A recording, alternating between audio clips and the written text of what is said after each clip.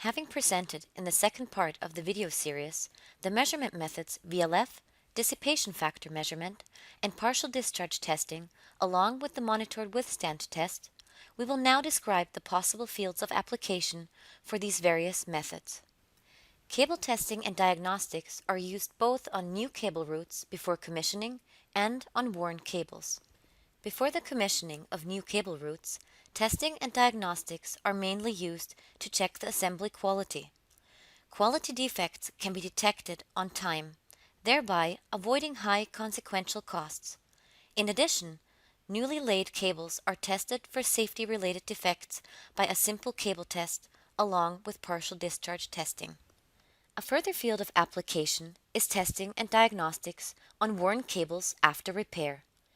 If a repair of a cable route was necessary, the assembly quality is checked after its completion to establish whether the repair was performed properly and the problem was rectified, or whether there are further faults on the cable route. At the same time, the general condition of the cable route is determined.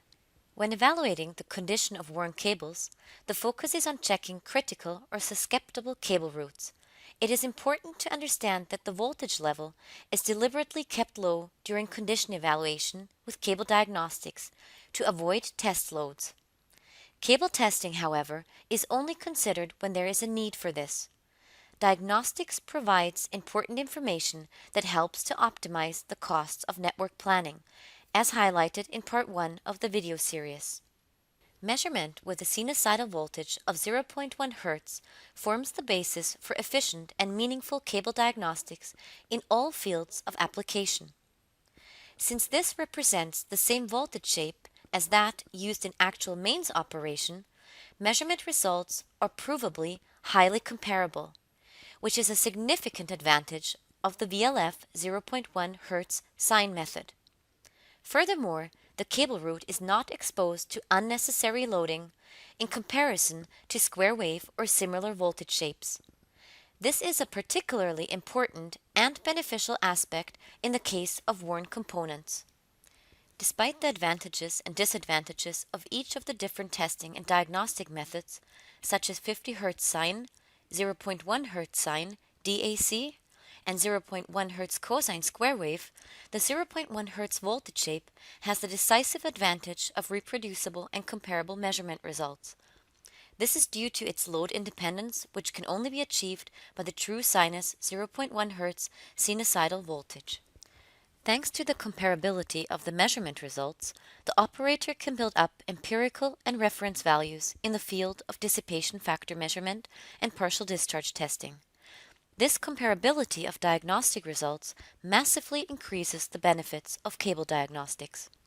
A further advantage is the fact that the sine 0.1 Hz technology can be used for all meaningful measurement methods, such as dissipation factor measurement and partial discharge testing. Comprehensive cable testing and diagnostics is therefore based upon one unified technology with a 0.1 Hz sinusoidal voltage. Let us take a look at the benefits and significance of the measurement methods based upon 0.1 Hz sine using an example. The condition of a three-phase 11 kV plastic cable is to be assessed with the aid of cable diagnostics. The cable is about 3 kilometers long and has 32 joints within this route. The dissipation factor measurement, performed at the beginning, supplies information on the general condition of the cable. This allows damped joints and joints subject to the tracking effect, water tree aging, or thermal leakage currents to be detected. A high level of accuracy and an overall resolution of 1 by 10⁻⁶ are necessary for the identification of damped joints. In our example, the dissipation factor measurement shows a deviation of the phase 2 from the normal value, which leads to the conclusion that there is moisture in at least one of the joints. The subsequently performed partial discharge testing identifies partial discharges on phase 2 after a length of 669 meters. The partial discharge level of 2000 picocoulomb leads to the conclusion that the cable is in a critical condition, but the results of the partial discharge testing do not necessitate immediate action. Only by overall consideration of the results, together with the dissipation factor measurement, can the condition of the cable be determined. The TDR measurement, which is also used for the location of damped joints, shows that the moisture in joint 4 lies at 672 meters. The fault location identified in the example coincides with that from partial discharge testing. The partial discharge measurement of 2000 picocoulomb is therefore a distorted result caused by the moisture in the joint. The joint is more severely damaged than can be seen from the partial discharge testing and should be replaced immediately to prevent a failure during operation. The subsequently exposed joint exhibits clear traces of partial discharges as well as moisture. The decision to replace the joint immediately was therefore appropriate. To perform measurements like the one described in the example, a VLF sinusoidal voltage source is required, such as Frida TD, Viola TD, or PHG from BAUR. With the PDTAT 60 partial discharge diagnostic system and a PC to control it, the measurement of the dissipation factor and partial discharges can be performed in parallel. This is also used as a system in the cable test vans. The PDTAT 60 represents the most compact and lightweight partial discharge measuring device for mobile use on site. This portability makes it possible to perform the measurement directly on the cable, which minimizes interference and thus represents an important precondition for precise and meaningful measurement results. Checking cable routes with the PDTAT 60 is simple, efficient, and precise. It also saves time because the dissipation factor measurement and partial discharge testing are performed in parallel.